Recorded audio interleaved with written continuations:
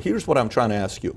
When the Kennedys were coming up, his father was not the most straight, he was Joseph Kennedy, he was a big part of the market manipulation. I think when Roosevelt hired him to bring him in and say, listen, what do we need to do here? And they came out with fingerprinting for licensing. The guy came out with SEC. So he was very much involved in 100%. Knowing how to manipulate the marketplace. He was involved with the mob based on some of the stories you read about. Strong personality.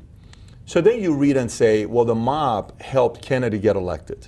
I don't know that. I'm asking you. So my first question is the answer to that yes? And two, once Kennedy got elected, the follow-up is, it's been said that once he got elected, they try to distance themselves from the mob to look like they were good, so nothing would happen. The mob got upset about it, and when they got upset about it because they couldn't fulfill their commitments they made to the mob said, we got to do something about it, and they went about doing what they did to hire who they hired, to shoot him, and then et cetera.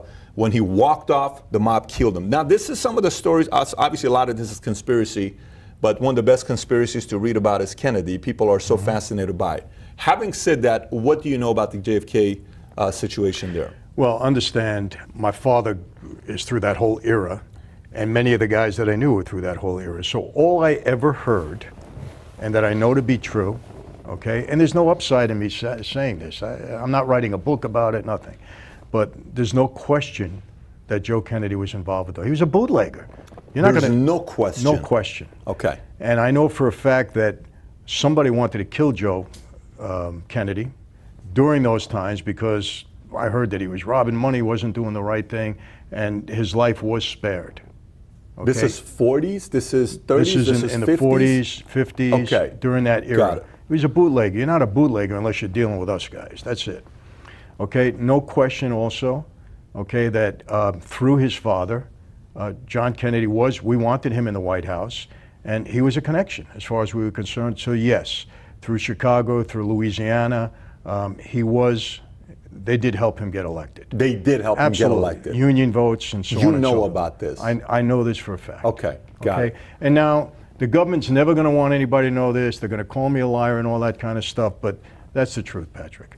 And as far as the assassination, I mean, come on. Did Jack Ruby come out of nowhere? I mean, he had all of a sudden these mob ties didn't mean anything. If you had mob ties with me, they would want to say it all over the world. Oh, you're connected with the mob. All of a sudden, Ruby, who was connected with the mob, now they're saying he wasn't, They never want it to be known that the mob had a hand in that assassination because it makes them look horrible. Government doesn't want anybody to know that. But, I mean, I've heard that consistently throughout my whole tenure in that life, all the time.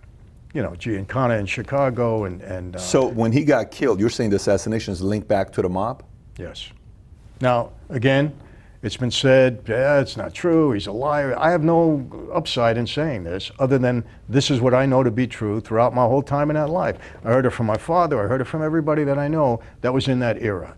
I was there, I was younger, obviously. I mean, I wasn't coming up at that time, but it was shortly after. I mean, I got recruited in the 70s. It was a couple of years after he was killed. So that story was fresh, no doubt.